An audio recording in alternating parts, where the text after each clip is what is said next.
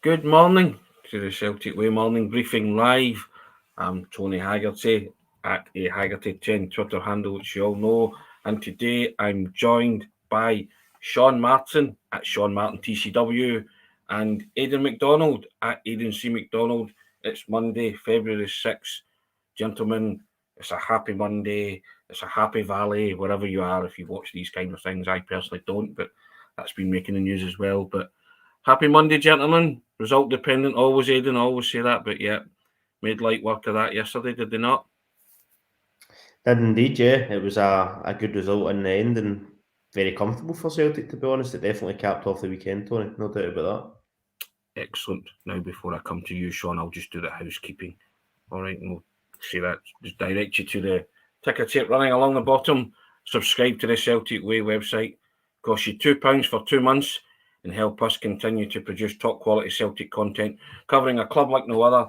Join us, click of a button, www.celticway.co.uk/subscribe. That's www.celticway.co.uk/subscribe. And we also say thank you to our sponsors, SENECA. The Celtic Way Morning Briefing is now sponsored by SENECA Medical Group, and they're the #1 Europe for hair restoration and transplant treatments. And you can find out more about SENECA via the links in the video below. So we say thank you to SENECA for that. Sean, Tony, 4-1. You said 3-0, I said 4-1. We were almost right. A goal either side of, but there you what go. did Aidan say again? Would you say 2-0, 5-0? No, Aidan said, I believe that. I said 2-0, yeah. I was a bit off it with that, to be fair. Yeah.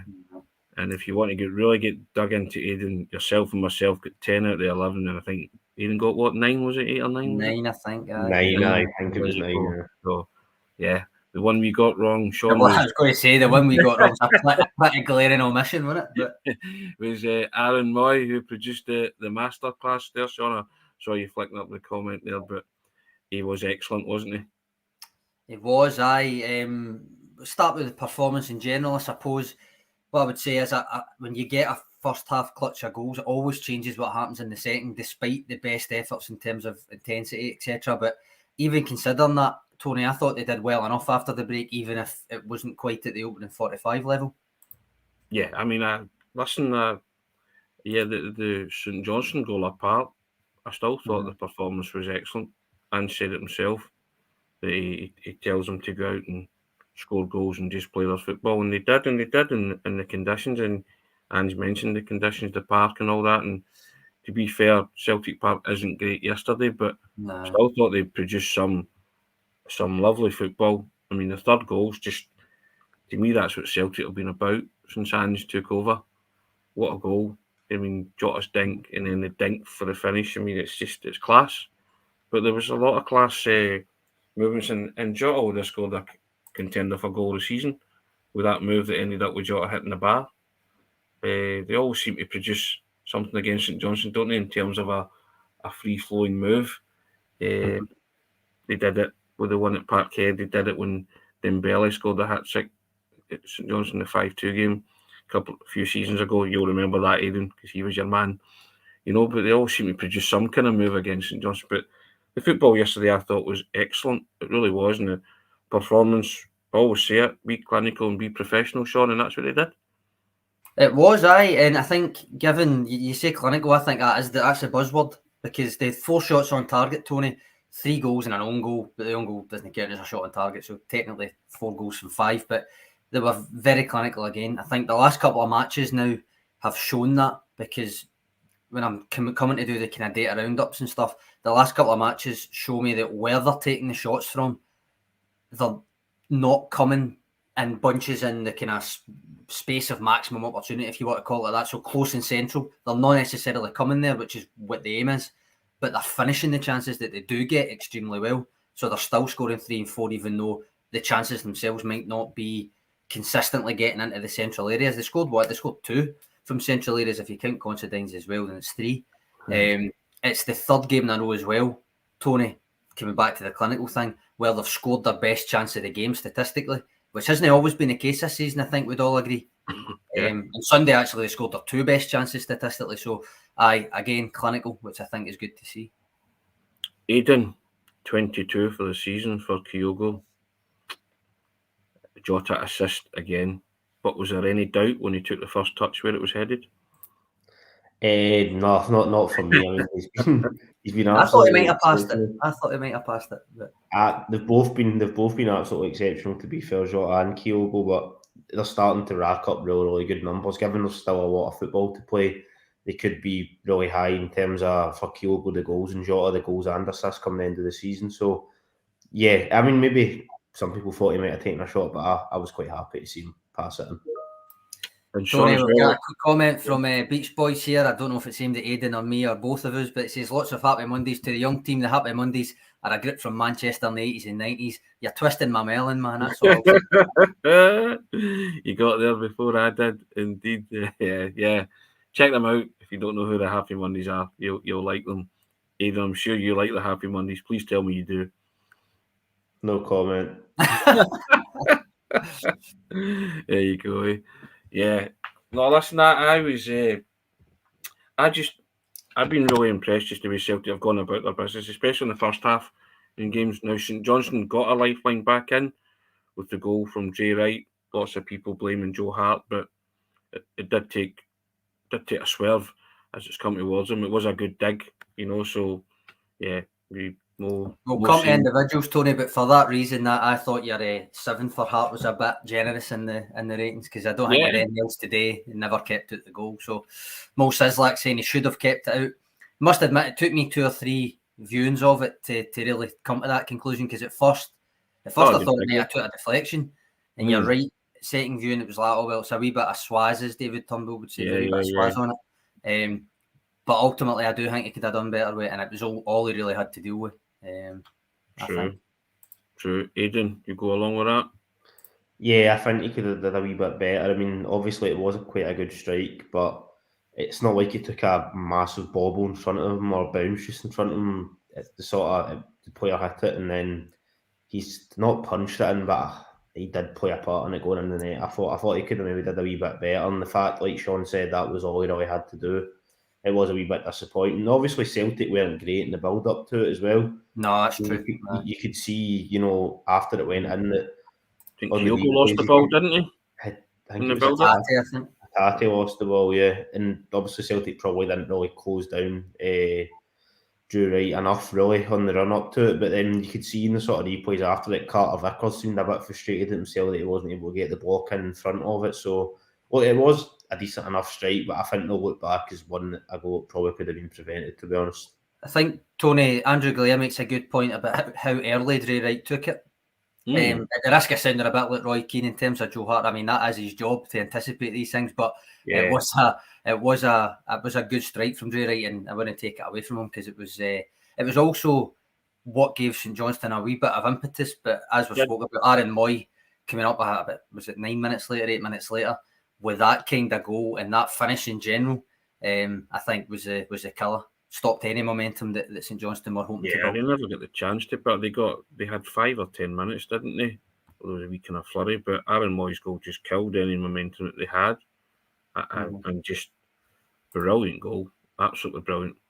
Eric Crawford thought Hart was a bit unsighted, but still should have done better. I think he'll feel he should have, but I did notice it half time, and I hadn't noticed it before, but Joe Hart was the last off the park, and Stevie Woods was there at the tunnel area. And he gave him a wee kind of fist thing, and I hadn't noticed that before. And I don't know if that was just to say, look, forget about it, type thing. It's happened. Just concentrate on the rest of the game. And I've never. Somebody can correct me and see if Stevie Woods does that regularly, but just because I just happened to catch it there. But it was certainly, this is getting back a wee while now, but he was very influential with Fraser Forster in that manner. I know that. But in terms of if he's done it with Joe Hart, I can't say I've noticed. And I think it was maybe just because that kind of clean sheet thing had gone. Because they were talking about, like, it might go on 7, and that was the longest clean sheet as Aidan had written about it for a while, So maybe it was just that kind of, okay, it's gone, move on, don't let it affect you. Marquis saying sometimes you've just got to take your hat to a wonderful strike. Yeah, I'm kind of somewhere in between that. I thought it was a good dig, but I just feel maybe Hart will feel he could have done better. Only he'll know, won't he? So, but There we go. But individual, Sean, okay, who stuck out for you, apart from the obvious? Well, guy that we didn't let's pick. address the obvious first, I suppose. Andrew Galea, just Aaron Mooy being Aaron Mooy, Aaron Mooy, as you would say. So Yes. I think you've got to mention Aaron Mooy first, didn't you? That's Yeah. 4 goals and an assist in his last 4 games, Tony. And I think if you needed any further evidence, which I don't think we do because we can all see it, of his post-World Cup spark, then I think we'd all agree, as well as that clear upturn in general performance, he's got 6 goals and 5 assists in total this season. All 6 of his goals and 2 of his 5 assists have come since that World Cup break. And you can almost feel the confidence coming off him just now. Now, I said when Aidan, when you were talking to Aidan about his goal there, that I felt he might have squared it. I think if he wasn't in such good form, he would have squared it. But the fact that he's feeling so confident and you can see it in him, that's why he decided after his first touch, I'm dinking this over the keeper. I'm not squaring this. Nobody's getting it. I'm getting the goal. And he also wanted to do the wee celebration for his daughter, I think, as well. So yes, and to be fair, he when we spoke to him, you know what he's like when he speaks. He said he hadn't had the chance to see it back, and I made everybody laugh because I said, "Oh, it's a thing of beauty. You'll love it. You'll wear out your Sky Plus player watching it back many times, so everybody burst laughing. To be fair to Aaron Mooy, he burst out laughing as well. So he said, he shared the goals called many things, but never that. So, but yeah, he was. Well, again, when he spoke yesterday, he's just not very comfortable speaking in front of the microphone. But Aidan, I don't care. He just does his talking on the park, doesn't he? I'm happy with that. Yeah, he does. He was exceptional again, and that finish was a thing of beauty, to be honest. Like you're saying there, Tony, it was just so good, and it was another really controlled performance by Mooy. He was pretty much did everything well, and even if he hadn't got the goal, I think you would have probably came away saying he's played really well again there. And yeah, if he doesn't want to do maybe as many interviews, then he's maybe going to have to stop playing as well, because he's pretty much putting in a man of the match performance every game or every other game right now. So it's going to be hard for him to avoid speaking to the press post match, I think, at the moment. As he walked away, I said congratulations to him, and I said, look, you need to start. And I wasn't aware that Greg Taylor had said it in an interview, but he was saying you need to stop. And I said to him, my father had an expression, fall out the game. I said, then you're not up here so often. And he'd burst out laughing, and he sort of said, I might take you up on that. So yeah, he's he's racking up the man of the match awards, and you know, as Sean said there, with the stats, with his goals and assists. But I just think it's a man who's comfortable now in his own skin and his role in that Celtic team, Sean, and he's just losing confidence as well. But that was the finish of a confident player, wasn't it? One touch to control, dink, you know. And you say the Aaron Mooy of old might have looked to square that because he maybe wasn't as confident, but then it's night and day, isn't it? Since he came back from the World Cup. Yep. I mean, as Postecoglou referenced it himself, how little football he played before, and he was trying to come on and influence proceedings, even maybe when they were 2-3-0 up and different things like that. But getting fit, going to the World Cup, enjoying a good World Cup, coming back fit, having played the competitive games. As I say, I said the stats about his goals and assists. Obviously, his performances aren't necessarily about goals and assists. They're a natural byproduct of how well he's playing. And I think overall, we can all see the performance levels have gone up for him. Tam Mack saying hard to believe that Celtic got Mooy on a free. Antonios coming in saying probably the biggest post-goal celebration I've seen from Aaron Mooy. I must admit, when I saw him do the S, I started frantically Googling, like, right, who could it be for? And I came down to 2. It was either for his daughter, whose birthday was not yesterday, so I thought, right, it's maybe not for his daughter, or his mum, whose name's Sam, but I couldn't figure out when her birthday was, and I don't know why I thought it was a birthday. And then eventually his wife confirmed on Instagram it was for their wee daughter, but I don't know if it was just to do it or if it was for something special. But that's the kind of things I end up getting a rabbit hole with, Tony. He can keep doing it, Aidan. That'll mean he'll keep scoring and he'll be doing well. Now, another player, Aidan, that I thought was good yesterday, and we spoke off here, Joe, come on, and you were wanting to give him 3 assists. He's been credited with 2, is the superstar from Portugal, Jota on the wing. I thought he's been terrific. And again, we were talking as well off air, denied an absolute worldie and arguably a goal of the season contender with his shot that cracked off the bar, because that was a wonderful move that started from the back. And what a goal that'd have been. Yeah, it would have been definitely one of the goals of the season. Jota was brilliant again yesterday, and he would have been another probably contender for man of the match, maybe if Mooy hadn't have got that goal that was obviously so well taken. But yeah, Jota's maybe sort of in the peak right now of his form, maybe since he's been at Celtic. I know he's also had a lot of good spells, so that's maybe up for debate. But yeah, he was brilliant again, and like Kyogo, like Mooy, all these players are just putting in really good performances pretty much every game or every other game at the moment. So yeah, and he's starting to really rack up good numbers, and by the end of the season he could be, I know I said it at the start, but I would like think he'll probably be in at least double figures for probably both assists and the goals again, which is another really positive contribution across the season. Tony, Sean, this is what I was going to say. It started on the right, and I know technically speaking he won't get the credit for 3 assists, but essentially it was 3 assists, which is kind of reinforcing that piece from Alan Morrison that I was talking about earlier in the season. And we've seen it depends what kind of Jota you want. Do you want the one that provides more or the one that scores more? And when he's playing in the right, he provides more, and there you go. Started on the right again and 3 assists. And I know, strictly speaking, StatsBomb gave him 1 assist. Y-Scout gave him 2.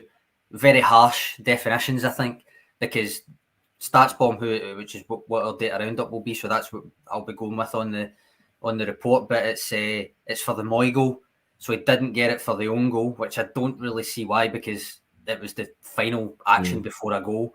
But they just don't award an assist for an own goal. And then for the Kyogo goal, because it took a deflection, he didn't get it for that either. But I would argue that it never really knocked it off course. The intent was to give it to Kyogo, and he gave it to Kyogo. So for the purposes of this discussion and me wanting to big up Alan's piece from earlier in the season, we'll say he get 3 assists playing on the right wing. And his 21st career assist on a Celtic shirt, Sean, wasn't it? Yeah. 18. Aye, yeah, I mean, you asked during the game, yep, aye. Yeah, that's where I got 18 from, but you said it was his 21st career assist, but 18th in the league, which is good numbers because he's got 17 goals, hasn't he? As I say, double. Yeah, correct, indeed. So it's just a joy to watch a guy like that doing what he does best, Aidan. Going down the wing and wanting to provide assists, and also when he can. I'm still working out how he scored at Tannadice. And I think I'm agreeing with himself. If he's hopeless at headers, he maybe actually headed it wrong. It sort of went that kind of way, but he's still an impossible angle. Because if you actually catch that flush in the head, you're not scoring because you've got no angle to score from.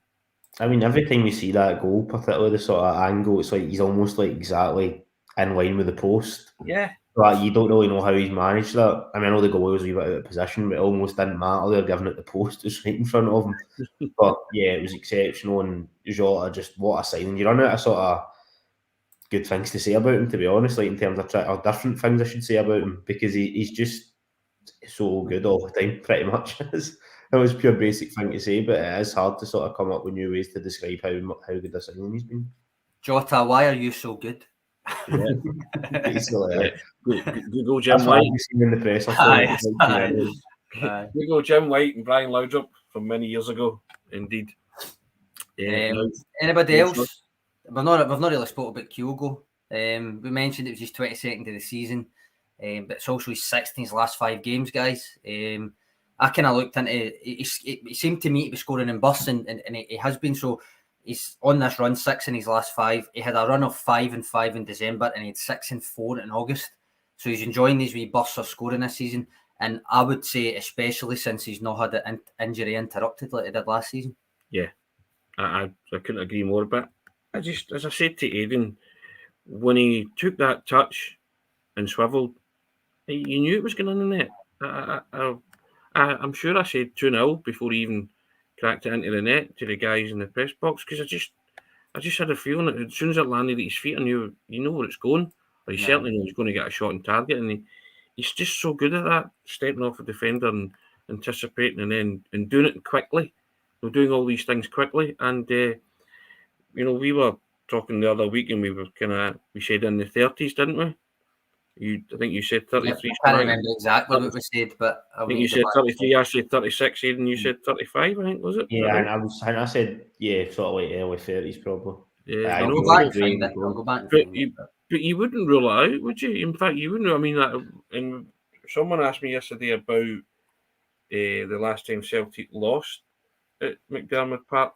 I did laugh, but I did tell them it was when Lee Griffiths scored his 40th and it was under the Ronnie Dial era. They checked it out. And I said, you wouldn't put it past Kyogo to hit 40 goals this season, just the way he's going and the current run that he's on? No. Andrew Galea probably sums it up. Kyogo's on fire. There is no other way to put it. I think he's outperforming his XG, which tells you that he's taking the chances that are there. You can only kind of put so much stock in that when it's essentially 3/4 of a season, 2/3 of a season. But he's still doing it, so he's still taking the chances. And this even goes back, including earlier in the season when the perception was that he was missing too many chances. So he's reversed that narrative where he's scoring the chances that he should be scoring now, and everything's rosy. He's just having a really good season in front of goal. Aidan, concur? Yeah, definitely. He's been so good, to be honest. To go back to that description of saying about Jota earlier, just his movement, everything, it's really probably the best, in my opinion, he's sort of best run of form, really. He's had at Celtic. I know he had obviously the 2 goals in the cup final, but that did last season, but also that came in between a sort of spell when he was picking up knocks and that, etc. But really, since the World Cup break, he's been exceptional, really. I mean, across the season, he was playing really well, but I think in this sort of recent run of games, he's just movement, everything has been phenomenal, to be honest. I also wanted to touch on and it's not a performance per se, but I thought all the substitutes were great yesterday. When they came on, they made an impact. They did make an impact, Turnbull scored, and Ange Postecoglou mentioned Matt O'Reilly, said he thought he did really, really well. I thought he played a couple of lovely passes and determined to get involved. And O did well to win the free kick, which led to the Turnbull goal. And from what I've seen of O, I'm liking what I'm seeing. Aye, I'd agree. You want to see more. You'd like to see him, as Aidan said, get his first goal and stuff like that. But I really enjoyed their contribution yesterday because I don't think the match was allowed to peter out. These guys come on and still give Celtic fresh impetus in the attacking and final third, and I like that about the way the game went. I wouldn't disagree. I think O also played 2 key passes in his cameo, as well as winning that free kick that led to Turnbull's goal. Matt O'Reilly obviously get the assist for flicking it over to Turnbull for the goal, and that was all three of like substitutes conglomerate that decided that's what's happening. We're getting another goal and we're all going to be involved in it. Haksabanovic did okay when he came on as well. I really do think that Leo Abada has been. I think you can clearly see that he's been practicing his dribbling skills, because I think it's improved. Like his one-on-one dribbling, I mean, because it's not something I would say stood out to me last season.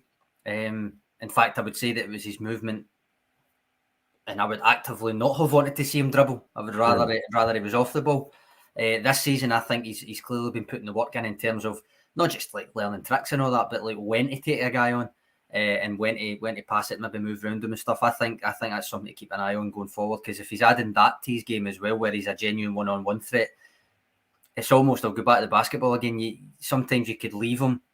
You could almost say, right, you're not going to beat me if we give you the ball, rather than his off-the-ball movement. But if he's going to be capable of beating a man one-on-one to the extent that he's been doing lately, and he's still going to have his off-the-ball movement to go stand at the back post, you can't leave him alone in any way, shape or form. Yeah. Even with the exception of Tony Ralston, and when he's fit, well, I think he's back and he's joined the group. I think that's every player at Celtic's fit. Yeah, I think it was just Seagrass, but Ange also said he expected him to be like back in pretty much this week. If he wasn't going to be available for the St Mirren game, it'd be the Aberdeen game. That's one after that, isn't it? So yeah, it's probably the sort of best run really that Ange has had without the squad picking up injuries as well. I think that may be fair to say since he came in. Or particularly obviously when he first joined the squad was really thin, so if 1 or 2 players were injured, it was really noticeable. And then last season at times we know obviously Kyogo was injured, Jota was injured. I mean that sort of kind of run before the break, when obviously football kind of shut down temporarily because of the COVID restrictions. You know, Jota was out with a hamstring, Turnbull was injured, Kyogo was injured, and given the squad wasn't what it is now, that was 3 sort of players who'd been playing all the time that they'd lost. Then obviously when they introduced Hatate, Maida, etc., that sort of bolstered it a bit. But yeah, right now, only having Ralston, who sounds like he'll be on his way back and hopefully available for the St Mirren game, even if it's off the bench, this is probably the strongest squad definitely he's had. And I think they're seeing the benefit of that, being able to make the substitutes. And I think we've mentioned before that when the whole Celtic squad is fit, or the majority of it's fit, you do really see the benefit of the 5 substitutes, and it's starting to become that the tempo's not going down, even when they're all coming on, whereas maybe at times last season,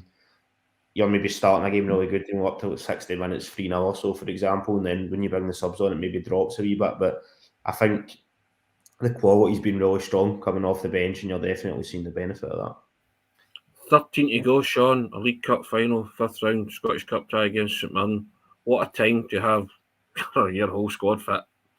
Exactly. I mean, this is where it's geared towards. This is the business end, as they call it. And last year the run-in did have its injury problems, but you had the likes of Yakimakis coming to the fore and being absolutely crucial at that point. So I think the way that the squad's shaping up, everybody's fit. You're right to point out, apart from Seagrass, but basically everybody's fit. You're right to point out. I think when you look at it, this, not that you wish it on them, but this squad could cope with a couple of injuries without too much of an issue. Aidan's right to point out that before January last year, when they had that run where Kyogo was out, Turnbull got injured in the League Cup final, that kind of stuff, it did actually impact the team, even though you wouldn't know it from the results. But there was still a lot of there was still a lot of issues there. Depth, as I said last year, Tony, squad depth issue.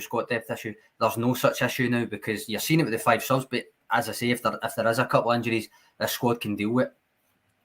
Who plays, Sean? Well, that's a $64,000 question, isn't it, for the 26th? Those predicted 11s will be worth a go. But do you think there's cup final places up for grabs, Aidan, between now and the 26th of February? Can someone play their way into that cup final team? I'm specifically looking at guys that are playing bit parts at the minute. Even O, for example. Can they do that, do you think, between now and the 26th? I think maybe in terms of O, it'll probably be a wee bit difficult just by how well Kyogo's doing. Yeah. Like, even if, O maybe did come off the bench and get, say, a goal in the next couple of games, I would still kind of expect Kyogo to start. But outside of that and outside of Jota and goal, and probably outside of Carter Vickers and McGregor, every other position, I would say, is potential up for grabs, really. It'll be interesting to see the middle of the park for that game. Obviously, Tati playing really well.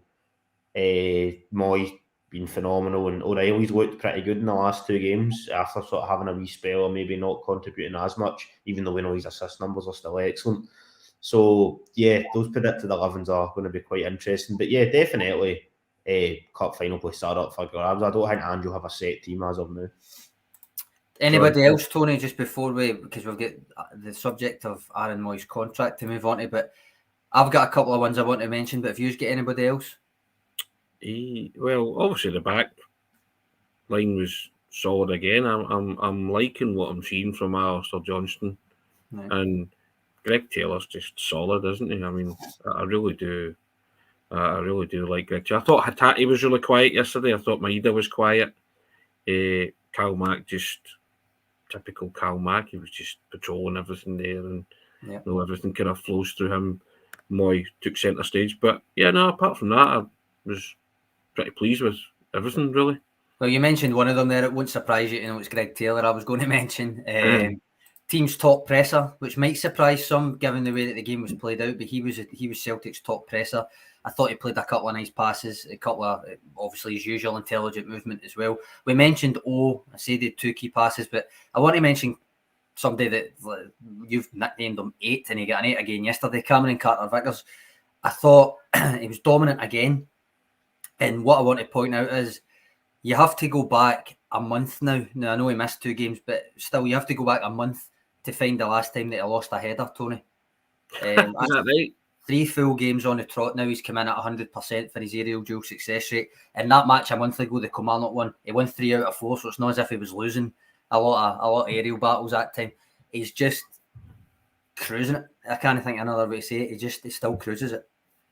I'm not surprised at that, but that's an incredible start about the heading, Aidan, with Cameron Carter-Vickers. But to be fair, I wouldn't fancy getting up against Cameron Carter-Vickers. He's got that, without the major physique, but he's got the kind of Bobo Baldi about him a wee bit, put the frighteners up MD, I think. Yeah, he's just an absolute unit, really, isn't he, to be honest. But he is also a really good footballer as well. I think like his passing, his distribution and that is pretty good, and he can sort of go on. Maybe not quite the same as like Christopher Ayer, for example, used to do at one point when he liked a bit of a sort of mazy run through the middle, but I think he does have things like that in his locker. I think he's not just, you don't know better than me for Bobo Balde, but I think maybe he wasn't the most technical player in the world. But I would say that Carter Vickers sort of gets a good balance between being a really good defender in terms of winning headers, stopping the ball, but he's also reading the game, and his natural football ability is really, really good. And I think that's why Ange loves him so much, and probably why we all love him so much. Sean, I want to know who won the header against him. I don't know. I'll try and find out. You want to say him? I was going to say, Tony, there was a couple of comments. Pete McGee saying, have to disagree, Tony. Thought Carl McGregor didn't have his best game, quite a few slack passes. And then Brown Warrior coming in agreeing with Pete, saying he thought Carl McGregor was a bit sloppy in the second half, though the state of the pitch didn't help. I'm pulling that up because it's weird how these perceptions come about, because I was more in the David Ferguson camp where he says he had one bad pass, give the guy a break. Statistically, 90% pass completion, which was 5% higher than Aaron Mooy. But yet we're sitting saying Aaron Mooy was absolutely brilliant. So it all depends on the types of passes, I suppose. But it didn't. I remember the bad passing game. It didn't have a bad pass he made, So, but I still think he's, I rate Callum McGregor highly, and I think he can get through games and let others take centre stage. But it doesn't mean that he's having any less of a game than them. I thought he was really good. So maybe. We all see different things. Everybody's entitled to their opinion, really, aren't they? But I felt obliged to put it up because of the perception of slack passing. When I think I'm right saying only Cameron Carter Vickers had a higher pass rate like in the game. So maybe the types of passes maybe stick out. Maybe he tried a couple that never come off or whatever. But certainly statistically, he didn't have a bad passing game. Yeah, there you have it. Listen, we all see different things, don't we? I don't think the pitch helped, but I still say that the Celtic played some wonderful stuff, and it didn't bother like Mooy. So I was actually quite delighted the way Celtic handled the surface. To be fair, Derek Crawford pitched and helped one bit, Sean. Well, it didn't, but Celtic coped with it easily. Now, Sean, you mentioned there Aaron Mooy's contract, the subject of some debate yesterday. Well, aye. Now, it's been reported that it was a year with a year option, but Celtic said that it was 2 years, didn't they? Is that? Aye, that's what I was going to point out. I remember Sky reporting at the time that it was going to be short term basically for a year with an option for longer. But when the club announced it, they simply said 2 year deal, which, taking that on face value, that it's not a year with a year, it's just 2 years, takes him up to summer of 2025. So for me, no rush just now then. Pretty simple for me in that regard. He was asked post-match about it, which is why we've decided to bring it up. And he responded with what I would call a nice wee dose of realism. As a 32-year-old in his first 6 months at Celtic, asked about his long-term future, he kind of just laughed a bit and said, well, I'm getting a bit older, so I think I'll just take it day by day on that and different things. So, which I think is just a wee dose of realism. He knows the situation he's in. There's been no kind of airs and graces in terms of, well, if you do this, you do that. He's 32. He was turning 32 like a month and a half after joining Celtic. I don't think he was under any surprise that it would be the deal that he was given. It's not really the kind of age where you look at long term, and I think that came across in his answer. Aidan, he's living in the moment, isn't he? He's just enjoying his football, and again, what will be. See what happens. As Sean points out, he's 32, just going through a real purple patch. So just enjoy that. I think and as Anne says, these things will sort themselves out. He doesn't bother himself with players' contracts on a daily basis because then he wouldn't get any football work done. So 2 year deal, 2025. We'll talk at some point between now and then, just to go out and enjoy your football and keep playing the way you're playing. Yeah, I can completely understand that it's probably not the priority with Aaron Mooy's contract at the moment. I think there's maybe other players that will go on to speak about at one point. Turnbull, for example, his contract will be up 2024. He's only got next season, then his contract's up, isn't it? So I can understand in that case that it's probably not the priority for Aaron Mooy to get his contract extended. Now, I wouldn't be against him if he had taken a 1-year extension, but yeah, I can understand it's probably maybe not the priority at the moment, and he is probably still in a way getting to grips with playing for Celtic, even though on the pitch he's clearly on it, just the whole, experience of that. He's not been here that long, so it's not really a surprise that he's probably not thinking too far ahead given his age and that, etc. I did ask him that, Sean, that his life flipped upside down by playing for Celtic, and he was kind of, well, not really, but aye, kind of thing. I mean, he's the fresh Prince of Bells Den, is it? That's something like that, yes, indeed. Yeah, but you know what he's like. But he is a guy who's enjoying the moment, so... David Ferguson saying sign Aaron Mooy for as long as he can walk. That's all he needs to do. Yeah. On that note, by the way, David Ferguson, I did notice your comment. Sean, did you see O'Reilly's 30-yard pass back header? I did. And if he does it in the other direction, it's an assist and it's coming. I'm telling you, it's coming. Because he's that good. Is that what you're telling me? That's it. I've got a few. Put him in your cup final team. Put him in your cup. Well, we'll see. There's a lot of space, a lot of games between then and now. You never know. I've got a few questions to throw up here just from earlier on that I noticed. The guy with the best username in the biz, Kinky Cadetti, saying any news on academy players getting first team contracts? As far as I'm aware, right? I don't know if you guys, Aidan in particular, because you do more of the news stuff. Ben McPherson and Joe Morrison signed deals in December, and then Matthew Anderson got one a couple of weeks ago, but I think he's the last one to have got a new deal. Yeah, recently, in terms of like the sort of really the last sort of 3 or 4 months, the other sort of 3 ones that spring to mind. I think there might have been like a couple of like 16-year-olds that were getting like their first professional deals type thing, but in terms of like actual players that you've maybe heard of that have featured in the B team or that Ange maybe been asked about at pressers, etc. The other sort of 3 that spring to mind. He's got a follow-up question here. Just I was asking Edward in the comments, but I'm going to answer it anyway. Whatever happened to Dane Murray? He really liked him. He says not sure on Boston Lowell. He would love to see Ben Summers and Rocco Vata get some game time. Tony, Dane Murray, he was injured and he has been injured for a long time. He obviously got a shout at the start of last season when there was basically no centre backs to play. Game, yeah. Yep. In terms of Boston Lowell, he's been on the bench a couple of times. Made his debut not long ago. He obviously played the pre-season too. Ben Summers and Rocco Vata. Summers and Vata both play regularly for the B team, and Vata made his debut as well not long ago. So it's not what I would call a pathway, but certainly there's minutes there for some of these guys that Kinky Cadetti has mentioned. But you're certainly hearing a lot more of them, aren't you, than in the past when you just wouldn't hear anything at all. Now that the pathway's trying to be created by Steve McManus and Dan O'Day, and that was the whole idea with the simulation of the training. So, but now you're hearing their names coming up in dispatches, and you're hopeful that they can make that breakthrough. But you look at that, you look at the lineup that Celtic have got just now, and then you look at all the players that are fit. You just can't see them gate crashing that at this moment in time, because when everybody is fit at Celtic, that's a strong team, Aidan. And it's just difficult, isn't it? It's just circumstance and timing.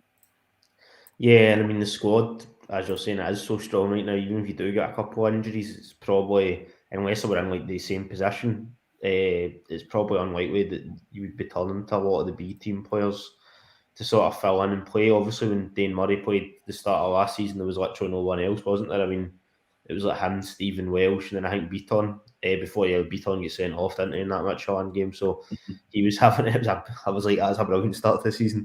But that was sort of the centre half situation at that time, just because of the way the squad was. So many players that had been on loan, etc., that had just left. So at the moment, it is just hard. I know Vata also got some minutes against Hibs, but I think outside of the odd wee cameo here or there, or when Lowell came on against Martin, it's probably going to be quite hard between now and the end of the season, unless you're getting multiple injuries in the one position for any of the B team guys to break through at the moment. But the fact they are getting in squads and that, and they're getting the odd wee cameo, does show there's a pathway there. And Andrew's mentioned himself. I can't remember the specific players he was asked about, but I think one of them might have been Vata in a press conference sort of late last year. He was asked about paths for B team players, and he sort of said in the next 6 to 12 months he expects more players coming through from the B team to make more of an impact. So we'll just have to see what happens in that one. Tony, I'm going to throw up another few comments. Mantis Toboggan, probably the second best name in the biz, said Celtic's XG yesterday was only 1.49, but the plus side they scored 4, which backs up what I said earlier about the finishing, because they're often accused of being wasteful. And on the subject of XG, I highlighted this one, which was when we were talking about Jota's header. Derek Crawford says he could try that Tannadice header 1,000 times and miss. And that reminded me, I meant to bring it up at the time. It's something I don't really get why they rated it like this, but StatsBomb's XG model rated that as a 0.15 XG chance, Tony, right, which is a mid to high quality chance, right? And I'm going, that can't be right. That means somebody would score at 15 out of every 100 attempts, and I'm going, that's far No too chance. high, far too high. I'm No more like Derek. I just think I think the angle that was at, not even considering the fact that the player himself says he's hopeless at headers, but the angle alone, I just don't see how it was rated I as still such a good can't work chance. out how he put it in. I mean, I'm glad he did, but I'm still scratching my head. And you know what? There's part of me, and people might laugh at this, but I genuinely think that's a contender for goal of the season. Just because of the difficulty level? Because of the difficulty level, I mean, it depends what your criteria is for goal of the season. I mean, the Hearts boy scored an absolute worldie at the weekend from the halfway line. That's a spectacular goal. But I'm actually talking about the cross. It's very deep, and I genuinely don't know. I will sit there and study that goal and to eternity and wonder how he put it in, because there's an angle, as Aidan said, he's almost parallel with the post, and I know he's nowhere to go except straight. I'm bamboozled by it. I mean, wonderfully bamboozled by it. As I say, I'm glad it ended up in the net, but for me, it's up there. Must be one of the goals of the season if you're talking about actual skill, technique, and difficulty level, as you've mentioned there. I mean, Pete McGee says the cross was superb. I would argue against it. I think the cross was well over it, and that's what made it such an impossible angle to begin with. But nonetheless, I just thought I'd bring it up because I just couldn't believe how highly it was rated. It was nowhere near for me that good a chance. It was a very, very difficult chance. I don't know if it was wasn't a chance, to be honest. I know it wasn't even a chance. I don't know if it was maybe because the keeper wasn't in the goal and all that factors in it. But for that, I think it got it wrong in that, and I'm a layman in terms of that kind of stuff, but still. Going to put up another one, Big Red. What about the Bull? That is his 5th goal of the season. And I think in the league, 20 games, most of which are not starts, and he's got 4 goals, 4 assists. He still does it, Tony. Correct, and Aidan mentioned his contract earlier. I would be loath to let David Turnbull go anywhere. I would be, maybe holding those discussions soon and saying, look, you're still a big part of the plans, because he's contributing. And I think at some point Turnbull will end up getting an extended run of games. Don't know when, but I'm sure it will come, because he keeps coming on and scoring. And what more can he do? And when he did play in the cup against Martin, he played well. They passed one into the net with ease, and he's one of the few players that actually offer you 25-yard strikes at goal between 25 and 30-yard range, and he's pretty lethal. So again, it's another outlet for goals, and I don't think that can be. I don't think someone like that can be just let to run down his contract and let him leave the club. I would be loath to see that, and I would want him to sign another deal if he's willing to do that, and all parties are happy. Agreed, Aidan. Pete McGee came in saying Turnbull is fast becoming like a kicker in the NFL. Just bring him on when you need a field goal. Yeah, to be honest, I think I know he'll always be wanting to start a lot more games, and when he did start against Morton, he was really good. But given that what Turnbull offers, I think he is a good player to have coming off the bench. Now, I know at the moment Celtic been winning most games comfortably, so by the time he comes on, the game's either sort of out of reach or just about to be out of reach by him scoring. But I think it is good to have somebody that can come on and fire a shot from 25 yards, but also do the technical stuff in terms of close control, playing the ball and getting assists, because inevitably, I'm sure between now and the season there will be a game if he's coming off the bench that is tight, whether Celtic need a goal to equalise or to go a goal up, and having his sort of quality, whether it be from dead balls or just setting up goals, I think is really important. But I know obviously he will want to play, but I think the sort of role he's got right now is probably suiting the team. coming off the bench and chipping in with goals, offering something a bit different. But definitely, I would hope that his contract situation is something that's addressed before the summer, and we're not, dragging on with him only having a year left, because he's somebody I'd really like the club to tie down, even if it was a 2-year extension or something, so you get him for another season, similar to the Stuart Armstrong deal that he signed before he then left to go to Southampton. But yeah, hopefully it's something the club addresses quite soon. Derek Crawford saying he just hopes his international aspirations don't make him want to play more first team games. Can see where Derek's coming from with that. I think he's the thing is, he's almost, what Aidan said there is perhaps damning him, because he's so effective when he comes off the bench that it's almost ideal that that's who you're bringing on when you know he's likely to do something when he comes on. And Pete McGee again saying, sorry, I don't have an issue with playing Turnbull, but who do you drop? And that's always a question when you've got a squad as deep as this. But yeah, I'm going to put up this one, Tony, which was Curtis saying, oh my days, does anyone think might be a hybrid of Kyogo and Giakoumakis? Now, when we spoke a few weeks ago, Tony, a couple of weeks ago now, to Jason Lee, Korean football expert, just before O's signing was confirmed, he mentioned to us way back then that O's kind of game was modelled on Klashan Huntelaar. Yes. But he was a wee bit more mobile. So, in that sense, I think Curtis has probably got a point in terms of a hybrid between. I suppose you'll need to give him the time and game time to actually see what he develops into, because he's still young, still fairly inexperienced as a senior pro. So we'll need to see with that. But it does bode well. And I'm actually going to put the link in the comments as well to that video. Yeah, I mean, he did talk about that, and as you say, I mean, will make his mark at some point. He'll get a run in the team, but I think everybody is just sort of saying, people just saying Curtis, that's exactly what he looks like, and he will, as I say, make his mark, and he'll get in the team, and he'll score goals.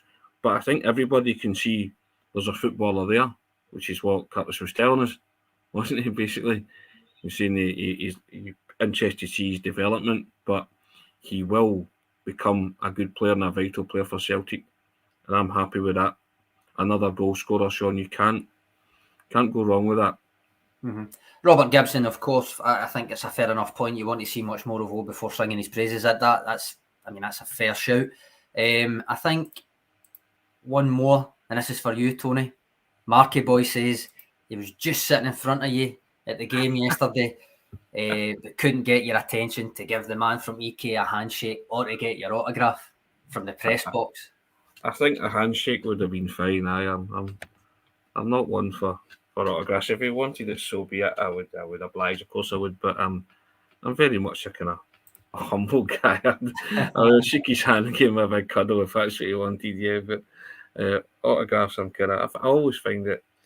I'll do it if somebody asks, but I always find it a bit strange. But hey, there you go. Tony, on the subject of being at the game, you were at the McDermott Park press box yesterday, and you wrote a piece on the site. Anybody that watches this regularly, last week you'll remember after it wasn't after 11th game, it was after Dundee United game. Tony, we all, but Tony in particular, spoke brilliantly about the Super Trooper chant from the away section at Tannadice. He's decided, given it wasn't given an airing in Perth, he's put his objection to it and basically saying keep it that way in word form after that brilliant summation of his stance on here the other day. As I say, it wasn't given an airing in Perth, which is kind of the point in it, Tony. It's well worth a read if you ask me. So the link's in the comments, and given the subject matter, it's also in front of the paywall. So if you've been on the fence about subscribing or anything, jump on that, give it a read. And if you think, I can get on board with these guys, then the subscription links are all there as well. Yeah, Sean will put the link up to that today. There it's there. You can have a read. It's basically a bigger form of what I said the other day on the briefing, but put it down in writing. And I was delighted that the Celtic fans didn't sing the Super Trooper song yesterday. And myself and Sean had a discussion about whether we addressed this or not, and we felt that it was important to address it, wasn't it, Sean? Yeah, of course. Definitely. So we decided to do that. So have a read. Let us know your thoughts. And also, as Sean said there, it's not behind the paywall, so, and you can decide whether or not after that. But we would like you to subscribe, and you can join us. www.celticway.co.uk/subscribe, and it costs you £2 for 2 months to subscribe. That's www.celticway.co.uk/subscribe. And on that, on that website today, there's also Alan Morrison has written what I've termed the ultimate Ange Postecoglou report card, right? Which is plenty of data, some rationale and explanations behind what the numbers say, why they say it, and then how it all ties into what the manager himself has said that his stated aims are. Another genuine must read, in my humble opinion, boys. I don't know what you think about it. Oh yeah, it's always good value. Alan's terrific value. So there's a link to the comments there. And Robert Gibson's right. Feel a Seneca moment coming on. Indeed. We say thank you to Seneca. The Celtic Way Morning Briefing is now sponsored by Seneca Medical Group, and Seneca are the #1 hair transplant company in Europe, and they offer innovative hair restoration treatments. And you can find out more about Seneca via the links in the description of this video. Aidan, thank you very much for your comments. We'll do it all again tomorrow. Goodness knows what we'll talk about, but we'll find something. We always do. Derek Crawford, have a great day, everyone. I'm a new subscriber, and I would recommend it to all the group. So much in-depth stuff about the club we love. That's very complimentary and very, very nice to read. Derek, thanks for that. Andrew Gilliatt, enjoying the website. Thank you. Scott McGill, another great show, guys. Well, we thank you. We couldn't do it without you. We always say it. We really enjoy the interaction and throwing up your questions, and we answer them as openly and as honestly as we can. The three of us, well, we certainly like to, don't we? We don't take ourselves that seriously either. We might like that too, but Robert Gibson, can we have a wee picture of the wardrobe, Tony? There you go. What can you say? But no, Sean, thanks for your contribution. First class. Aidan, thank you, sir. Appreciate it. Always do. Take care. Happy Monday, guys. Cheers. Guys.